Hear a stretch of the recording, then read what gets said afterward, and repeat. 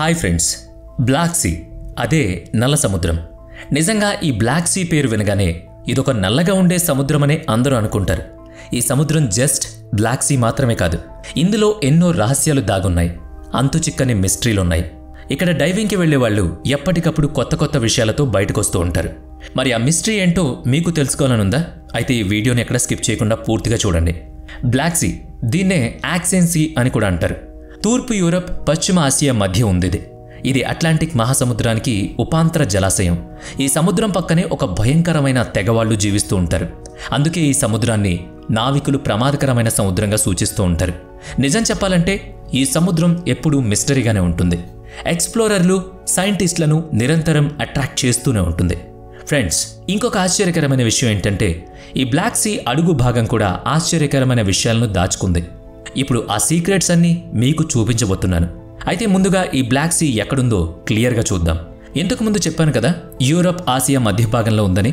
ఈ సముద్రానికి తూర్పున రష్యా, జార్జియా, పడమరన బుల్గేరియా, రొమానియా, ఉత్తరం వైపు ఉక్రెయిన్, అలాగే దక్షిణం వైపు టర్కీ దేశాలున్నాయి. బ్లాక్ సీ ఇది మధ్యధరా సముద్రాన్ని కనెక్ట్ చేసే ఒక ఛానల్.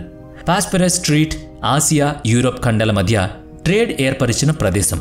ఈ బ్లాక్ సీ సైంటిస్టులకు ఎప్పుడూ ఒక ఇంట్రెస్టింగ్ టాపికే. ఇందులో ఉన్న నీళ్లు ఒక లేయర్లో ఉండవు, వివిధ రకాల లేయర్స్లో ఉంటాయి. అందుకే దీన్ని మెరెమేట్ అని పిలుస్తారు. లేయర్లలో ఉంటాయి కాబట్టి ఈ లేయర్లు ఒకదానికొకటి పొరలు పొరలుగా కూడా మిక్స్ అవ్వవు. ఇదే కాదు, ఇంకా ఈ బ్లాక్ సీలో ఎన్నో చిత్ర విచిత్రాలున్నాయి. అందుకే దీన్ని మిగిలిన సముద్రాల కంటే భిన్నమైనదిగా చెబుతారు. జనరల్గా నీళ్లు హైడ్రోజన్, ఆక్సిజన్ మిక్సింగ్తో ఉంటాయి. సముద్రంలో టాప్ నుంచి బాటం వరకు కూడా ఆక్సిజన్ ఉంటుంది. ఆక్సిజన్ నీళ్లల్లో నిత్యం ఉంటుంది కాబట్టి అడుగు భాగాన కూడా వివిధ రకాల జీవులు జీవిస్తూ ఉంటాయి. కానీ బ్లాక్ సీలో అలా కాదు. ఆక్సిజన్ అనేది ఈ బ్లాక్ సీలో ఉండదు. అవును, మీరు విన్నది నిజం. అయితే ఈ బ్లాక్ సీ ఉపరితలంపై దాదాపుగా 150 మీటర్ల వరకు మాత్రమే కాస్త ఆక్సిజన్ దొరుకుతుంది. ఇంకా ఆ తర్వాత లోపలికి వెళితే అక్కడి నుంచి అడుగు భాగం వరకు నో ఆక్సిజన్. అందుకే ఉపరితలంపై మాత్రమే కొన్ని జీవులు జీవిస్తూ ఉంటాయి. ఇక అడుగు భాగంలో ఒక్క జీవి కనిపించదు. అందుకే ఈ బ్లాక్ సీ అడుగు భాగాన్ని ఏలియన్ వరల్డ్ అని పిలుస్తారు. అంతేకాకుండా ఈ బ్లాక్ సీలో పెక్యులర్ ఎకోసిస్టమ్ ఉంటుంది. సాధారణంగా ఎన్విరాన్మెంట్ ఉన్న చోట ఆక్సిజన్ ఉంటుంది. మరి అలాంటప్పుడు ఆక్సిజన్ లేని చోట ఎన్విరాన్మెంట్ ఎలా వస్తుంది? అంతేకాదు, ఆక్సిజన్ ఉన్న చోట వస్తువు ఏదైనా నశించగలదు. కానీ ఆక్సిజన్ లేకపోతే ఎలా ఉన్నా వస్తువు అలాగే ఉంటుంది. ఆ బ్లాక్ సీ పైన డాల్ఫిన్స్, మెకరల్, యాంకోవిస్ వంటి చేపలు పెరుగుతూ ఉంటాయి. అంటే అవి లోపలికి వెళ్ళవు. అందుకే సీ లోపల భాగంలో అంతా కూడా క్లియర్గా ఉంటుంది. ఆ బ్లాక్ సీ పేరు వెనుక చాలా థియరీలున్నాయి. ఈ బ్లాక్ సీలో ఆక్సిజన్ లేకపోవడం వల్ల అడుగు భాగంలో జీవులు ఉండలేకపోతున్నాయి. దీనికి ముఖ్య కారణం ఏంటో తెలుసా? అక్కడ ఎటువంటి బయోలాజికల్ యాక్టివిటీ లేకపోవడం వల్లే. అందుకే దాన్ని డెడ్ జోన్ అని కూడా పిలుస్తారు. ఇంకొక భయంకరమైన విషయం ఏంటంటే ఇక్కడికి వచ్చే బోట్లు ఒక్కసారిగా గాయబైపోతాయి, అంటే మాయమవుతాయి. ఇక అవి ఎప్పటికీ ఎవరికీ కనిపించవు. అందుకే దీన్ని మిస్టీరియస్ ప్లేస్ అని కూడా అంటారు. ఈ మిస్టరీలన్నీ ఈ మధ్యకాలంలో జరిగినవి కావు, పురాతన కాలం నుంచి జరుగుతూనే ఉన్నాయి. ఈ సీలో ఎన్నో యుద్ధాలకు ప్రత్యక్ష సాక్షి ఈ సీ. ఎన్నో రాజ్యాలకు ప్రత్యక్ష సాక్షి. రోమ్, ఒట్టోమన్ల రాజ్యాలు ఏర్పడడానికి కారణం ఈ సముద్రమే. ఎందుకంటే ఈ సీపై ఎంతో ట్రేడ్ జరిగింది. ఈ ట్రేడ్ కోసం ఎన్నో దేశాలు కొట్టుకున్నాయి. అలాంటి ట్రేడ్లో చాలా ఓడలు కూడా చరిత్రలో కలిసిపోయాయి.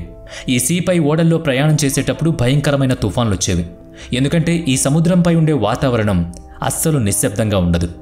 ఎప్పుడు ఎలా ఉంటుందో ఎవరికీ తెలియదు. దానివల్ల అకస్మాత్తుగా అక్కడ వాతావరణం మారిపోవచ్చు.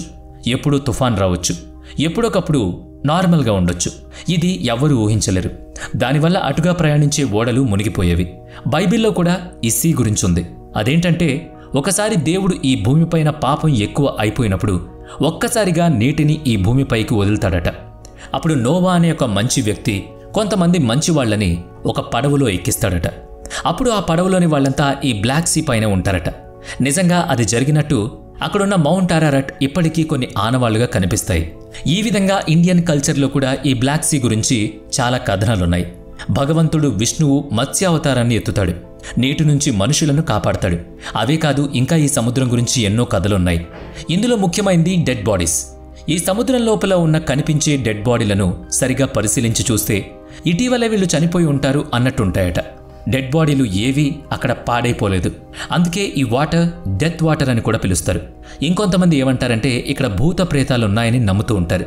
అందుకే డెడ్ బాడీస్ ఇక్కడ పాడవకుండా ఉంటాయట. కానీ ఇది నిజం కాదు. దీని వెనుక ఉన్న కారణం భూతాలు కాదు, ప్రేతాలు కాదు, సైన్స్. మీకు ముందే చెప్పాను కదా, ఈ సముద్రం అండర్ వాటర్లో ఆక్సిజన్ ఉండదు. మరి వస్తువులు పాడవ్వాలంటే ఆక్సిజన్ ఉండాలి కదా. మరి లేని చోట ఎక్కడి వస్తువు ఎలా ఉంది అలాగే ఉంటుంది. Yes, exactly. సముద్ర గర్భం లోపల వెళ్ళగానే ఆక్సిజన్ లేక మనిషి ప్రాణాలు పోతాయి. కానీ ఆ ఆక్సిజన్ లేకపోవడం వల్ల ఆ డెడ్ బాడీ మాత్రం ఎప్పటికీ చెక్కు చెదరదు. డెడ్ బాడీ మాత్రమే కాదు, ఓడలో వస్తువులు కూడా చక్కగా ఉంటాయి. ఇక దీనికి బ్లాక్ సీ అనే పేరు ఎందుకు వచ్చిందో చూద్దాం. మొదట్లో దీన్ని ట్రయాంగిల్ సీ అనేవాళ్ళు. అయితే మీకు ట్రయాంగిల్ అనగానే బెర్ముడా ట్రయాంగిల్ గుర్తుకొచ్చి ఉంటుంది, అవునా? అక్కడ ట్రయాంగిల్ షేప్లో ఉన్న ప్రాంతానికి ఏ షిప్ వెళ్ళినా, అటుగా విమానం వెళ్ళినా సరే దాని సంగతి అయిపోయినట్టే. అందుకే దానికి ఆ పేరుంది. కానీ బ్లాక్ సీకి అలా కాదు. ఇది లేయర్స్గా ఉండడం వల్ల దానికి ఆ పేరు వచ్చింది. నిజంగా ఇక్కడ విషయాలను బట్టే ఆ పేరు ఎందుకు వచ్చిందో అర్థమవుతుంది. ఇప్పుడు నేను ఇంకొక కొత్త విషయం చెబుతాను. అదేంటంటే ఈ బ్లాక్ సీ ఎంతో అందంగా ఉంటుంది. అవును, ఎంత భయంకరమైంది అని చెప్పి ఇప్పుడేం అందమైంది అని అనుకోవద్దు. ఇది ఎప్పటికీ అంతే. ఈ బ్లాక్ సీ ఎంత అందంగా ఉంటుందంటే 2 కళ్ళు సరిపోవు, అంత అందంగా. ఈ సీ దగ్గర 28 ఐలాండ్లు, ఐస్లెట్స్ ఉంటాయి. అంటే ఈ అందమైన ఐలాండ్లు, ఐలెట్స్ వీటన్నిటికీ ఇది పుట్టినిల్లన్నమాట. ఈ బ్లాక్ సీ పై ఉన్న ఈ అందమైన ఐలాండ్లు రష్యా, ఉక్రెయిన్, బల్గేరియా, టర్కీ వంటి దేశాలకు చెందినవి. ఈ ఐలాండ్లు అన్నీ కూడా డిఫరెంట్గా ఉంటాయి. అదెందుకంటే ఇక్కడ జీవించే పక్షులు, పెరిగే చెట్లు చాలా యూనిక్గా ఉంటాయి. నిజంగా ఈ ఐలాండ్లను చూస్తే ఒక హెవెన్ చూస్తున్నట్టుంటుంది. ఎక్కడ చూసినా పచ్చని చెట్లే. నేచర్ లవర్స్కి ఈ ఐలాండ్ స్వర్గధామం లాంటిది. అంతేకాకుండా ఈ బ్లాక్ సీ అట్లాంటా సిటీ మునిగిపోతుంది. 7000 సంవత్సరాల క్రితం ఈ అట్లాంటిస్ నగరంలో అకస్మాత్తుగా ఒక పెద్ద వరదొచ్చింది. అప్పుడు మొత్తం ఊరే నీటిలో మునిగిపోతుంది. ఈ విషయాన్ని సైంటిస్టులు నిర్ధారించారు. ఈ సిటీ మాత్రమే కాకుండా ఈ బ్లాక్ సీ లోపల మరొక గ్రీన్ సిటీ కూడా ఉందని చెప్తారు. ఈ బ్లాక్ సిటీలోని నీళ్లు చాలా క్లారిటీగా ఉంటాయి. అందుకే దాని లోపల పిల్లర్లతో ఉన్న గ్రీకు కట్టడాలు క్లియర్గా కనిపిస్తాయి. అంతేకాకుండా అక్కడకు వెళ్లిన వారికి ఆ ప్రాంతంలో గ్రీకుకు సంబంధించిన బంగారు నాణేలు కూడా దొరుకుతాయి. అందుకే ఈ బ్లాక్ సీ అనేది ప్రపంచంలో చాలా చాలా స్పెషల్.